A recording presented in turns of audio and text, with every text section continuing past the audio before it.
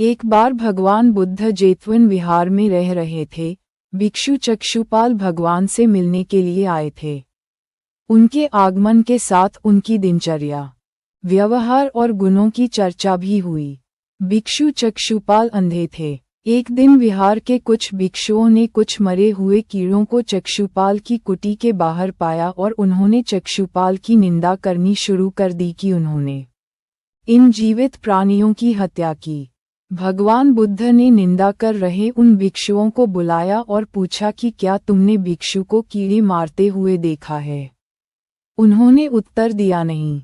इस पर भगवान बुद्ध ने उन साधकों से कहा कि जैसे तुमने उन्हें कीड़ों को मारते हुए नहीं देखा, वैसे ही चक्षुपाल ने भी उन्हें मरते हुए नहीं देखा और उन्होंने कीड़ों को जानबूझकर नहीं मारा है, इसलिए उनकी भर्त्सना करना उचित नहीं है।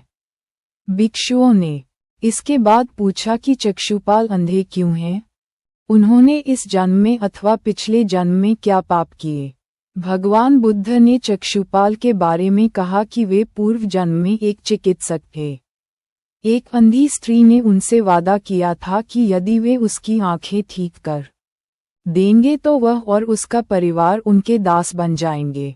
स्त्री की आंखें ठीक हो गईं, पर उसने दासी बनने के भय से यह मानने से इनकार कर दिया। चिकित्सक को तो पता था कि उस स्त्री की आंखें ठीक हो गई हैं। वह झूठ बोल रही है। उसे सबक सिखाने के लिए या बदला लेने के लिए चक्षुपाल ने दूसरी दवा दी। उस दवा से महिला फिर अंधी हो गई। वह कितना ही रोई पिटी, लेकिन चक्षुपाल जरा भी नहीं पसीजा। इस पाप के फलस्वरूप अगले जन्म